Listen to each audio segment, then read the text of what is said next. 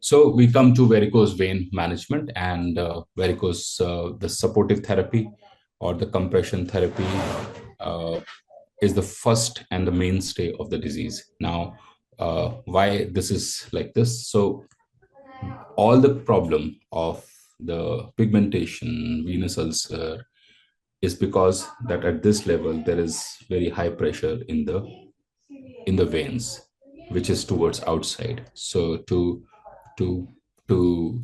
negate that pressure, to decrease that extravasation of inflammatory cells and RBCs, we have to apply a counter pressure, and the pressure should be such that it influences the flow upwards. So if we apply a high pressure at the ankle point and subsequently sequentially the pressure keeps reducing as we go up, the flow typically will be upwards. So this is what we are trying to do is using stockings. These are called graduated compression stockings, not the mental GCS. But again, the graduated means it is sequentially going down or less compression, because obviously we are applying compression and these are stockings. So this is what we use, and this is a mainstay of treatment before and after surgery. If anybody says I want to get surgery done, but I don't want stockings, or because I don't want stockings, tell them that after surgery also you will be needing these uh, stockings. So this is what is needed. Then comes, let's say, with this in early stages, in initial C till C2, typically you can say that you can take care of this all the diseases using stockings only. But if there is an ulcer, if there is pain, if there is lipodysclerosis or skin changes, we need some other therapy. And some other therapy means we need to see again. This is what stocking is. One more thing: when the veins are dilated, there is a lot of turbulent flow. There's flow inside in loops. Whereas when you apply stockings, what happens in the superficial vein, the flow is more streamlined, which is again good for these patients. Then comes the surgery on the veins or the main vein. Both we'll talk about. The main vein is the Great Saphenous Vein. So what we do is we need to know the anatomy first. The treatment is called Trendelenburg operation, also known as the flush ligation. A flush ligation means we want to ligate this flush to the point where it opens into the femoral vein. So this is the point where we'll try to ligate it. Now the question is why? Why can't we ligate it just here?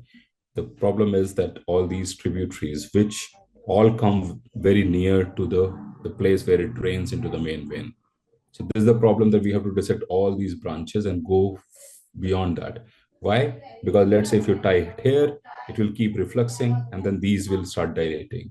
So that's why it will lead to recurrence at the local site as well as in the nearby area. So like depending on the which vein is getting dilated. So that's why to ensure that this doesn't recur, you have to go flush to the point and ligate it. So do not do this. Okay. And then after that, once you've ligated, you want to take care of the whole vein. So in this point, then you introduce a catheter in this. We'll talk about stripping later. This is how it will look in this. So we dissect the great saphenous vein. We keep dissecting it till we reaches the origin point, and there we ligate. In this process, yes, we'll be ligating all the branches as well. So this is how we do a Trendelenburg surgery or flush ligation.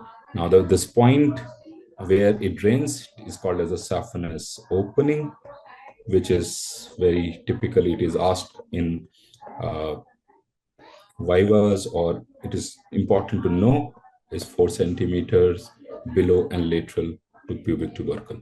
So this is how where you will center your incision. Also, you can just palpate the femoral artery, and just lateral to just medial to that is this. Then after you have ligated the origin, you have to strip off the whole thing. Now for that you need to understand this diagram very carefully. Now this is one culprit which can be a problem. But all these the perforating veins also are the culprits, which keep joining this main vessel at different points. And this is a hunter, this dots, this is where is the boyd is. But one thing I want you to see, that all the crockets, they do not drain into the main vein. They drain in something called as the posterior arch vein. You see here. So they're not draining into the Great Saphenous Vein, but they're draining into the posterior arch vein. Now, why this fact is important, it will come later. But right now, you understand that if you want to take care of all these perforators like this, and this, you need to strip off this whole length of the vessel. And that is what we do while stripping. So what we do is we have ligated this, we introduce a catheter, and we tie it the distal end, and then we strip the whole thing out from the upper end. This is what is done in an open surgery, which is called as the stripping. So we introduce the catheter here or the stripper here, we pull it out, and then we remove the whole thing. This is something called as an olive, which ties over it. Okay, and if you see, when you tie this and you pull this, the whole vein inverts itself and comes out. So when you see this vein which comes out, is basically an inverted vein on itself. Okay, so this is a stripping. Yes, it can cause a lot of bleeding here, as you can see, because we are stripping off a lot of, or tearing off a lot of vessels. So that is why your compression has to be ready when you're doing it.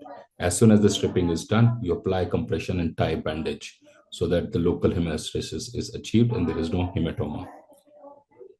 Now, the very common question, why only we do it till knee length and why not beyond? And typical answer which is given by students is that there is a there's a saphenous nerve which is there, which is, you can see it here, which runs along. And you can see only this point, the nerve is very close to the vein. Okay, nowhere before that. That is why that fear, that's why only we do it till here. But the main reason is not this, because even if saphenous nerve is damaged, what it will do nothing. It's just a sensory nerve which causes some patch of anesthesia on the medial side of foot, nothing else, which is insignificant. So the main reason of why we don't do it throughout the leg is because the distal perforators do not drain into this great saphenous vein. That's why there's no point doing the stripping of this vein. Okay, they all drain into the posterior arch vein, which drains somewhere in thigh or in the knee region, which already is stripped by this process. So indirectly, you have stripped the pockets also. So that is why there is no need. Okay. So please, next time, do not answer that only. This is the only reason. There are two major reasons. The major reason is that because there is of no use if you do it further. Okay. So this is the Trendelenburg procedure as well as the stripping. Now, another way to handle individual perforators is when we know that which point there are some unnamed perforators which you will not be able to, let's say, handle by this. So they can be individually marked under ultrasound. And then at that point, you give an incision, you identify the vein. So there'll be a superficial vein or deep vein like this. There'll be a perforating vein, and then will be a superficial dilated vein. So you give an incision and there will be skin. You give incision here and you pull out this T-shaped structure. Okay, you ligate here, you ligate here, and you ligate here, and you remove this. This is what is done in a stab avulsion. So you have to ligate at 3 points. Remember this. Typically, vein be ligate at 2 points, but when you're doing stab avulsion, you will have to ligate it at 3 points. Then only it is comfortable. Okay. What you can use is you can use a hook like retractors, which is easy to do this, like something like this. So you take a hook, you retract this, and you can see there's one limb and there's one limb going down, and you ligate this, and this is what is stab avulsion.